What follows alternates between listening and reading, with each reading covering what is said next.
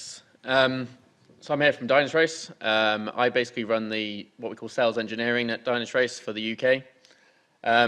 Now, what that basically means from my perspective is that it is the technical side of the sales. So, it is going and deploying Dynatrace, helping you get used to it and understanding how it's performing. And I do go into customers using OpenShift on a regular basis and getting Dynatrace in there. And we do actually have customers here today which are using Dynatrace on OpenShift. Now, we have been around since about 2006, but in 2012, our CTO decided that he was going to reinvent Dynatrace and change the way that it works. So he took out 200 of our R&D to basically go and reinvent the company. So that included the product and the platform, but also the way that we did things from a development point of view. How are we going to become more agile and go down more of that DevOps route? To be able to stay up with the containerization, to be able to stay up the pace and keep up the pace with cloud and multi-cloud environments. So we ended up building a completely new platform in 2012, starting to bring that out in 2014, and then in 2016 it was really enterprise ready, and it is the only thing that we sell now. And so now today, we have over 8,000 customers using Dynatrace, and we have no operations people looking after it, even though we generally provide it as a software as a service solution.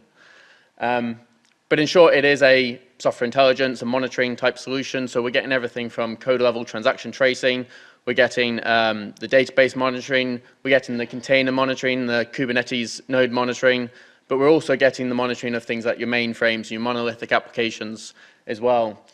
And then bringing that down, we're also looking into things like the cloud monitoring, the virtualization monitoring, the network monitoring, the log monitoring, the sort of digital experience that's going on as well. So your real users, every button click they take, every page they load, even in SaaS environments. So, even if you're talking about your Office 365s and your Salesforces and everything else, we're still getting that real user monitoring perspective. And again, bringing in synthetics, so robots, looking at that clean room environment to understand the performance of your application. And recently, we've also brought in session replay, so actually seeing a video of what your user is doing, where their mouses are going, what they're clicking on. Are they having issues because of a design issue rather than an actual performance issue?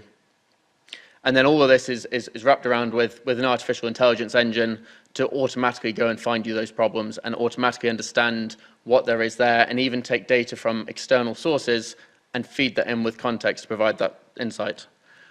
So, as I said, that brings it all into a single solution with AI at its core. It's not separate modules, it's not separate tools, it is all together, all understood. You get everything out of the box. Now, AI side of things and the automation side of things, all of it really depends on the quality of data you get. So what we're doing is we are trying to get the highest fidelity data possible. So we are capturing every single transaction that takes place at a method level detail. We are capturing every single user, every single action that they take, everything that goes on. We are trying to understand, every event that takes place, whether that's new deployments, restarts, whatever it is that's going on. And we are mapping this end to end, so truly understanding what is going on as part of those transactions, what exactly is going on, what you're doing, what services it's talking to, which containers it's talking to, which other external services, whether that's third parties or your own, but also understanding the topology of that, not just the container and what's running within the container, but also the actual underlying infrastructure that it relies on.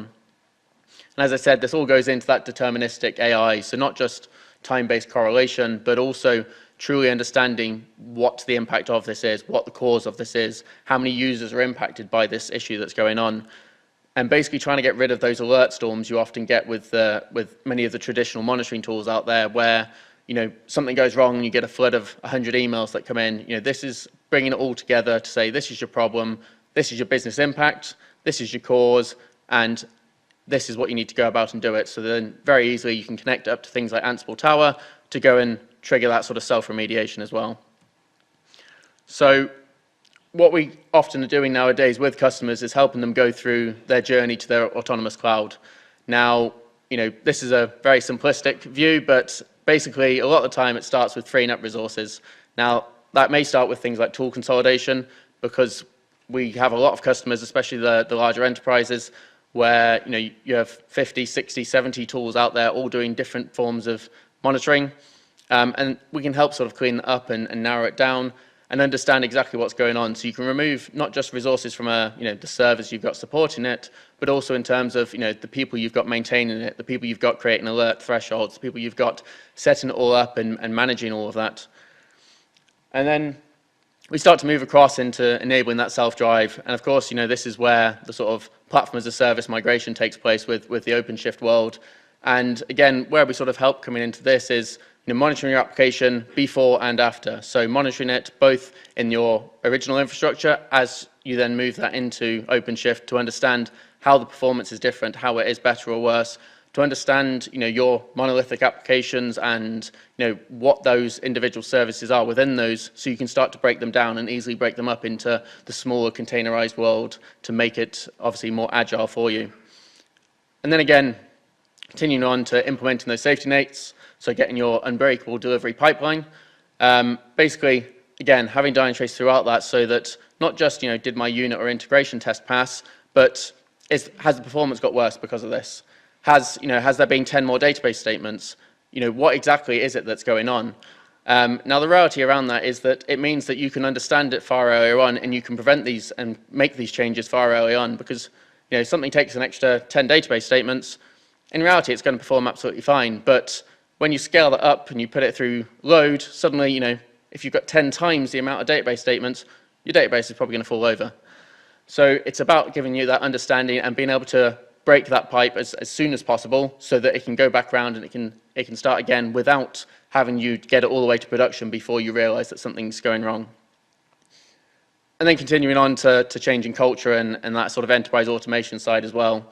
This is where things come in key. So providing you with that business impact, providing you with that understanding, and then being able to hook it up to things like Ansible Tower to do that automation, to do that self-healing and remediation that takes place. It means, when an issue goes on, if it's at 2 a.m. in the morning, do you get somebody up and actually have a look at that? Do you get somebody to go and look at what's going on and understand what's going on? Or do you try and get the automation to self-remediate that issue first? Fair enough, you may not have the ability to self-remediate everything, but at least your easy picking fruit in many ways we'll be able to get rid of that way instead. And again, it helps bring that change of culture because it's giving you that information democracy, because you are getting visibility from your infrastructure all the way up to your real users and the business side of things. So, we're over at table 4, which is just on the right-hand side. Happy to give you guys a demo, but basically, we do have over 550 developers, and we are releasing every 2 weeks, so we do have 26 releases a year, and it is major functionality that comes out each time. So we are trying to push development and push forward with changes within Dynatrace as quickly as possible, but also as securely and as stable as possible as well. And as it says there, we have been sort of within things like the Gartner Magic Quadrant for the last 8 years, and the #1 market share leader. So come and see us. Thank you. Well done.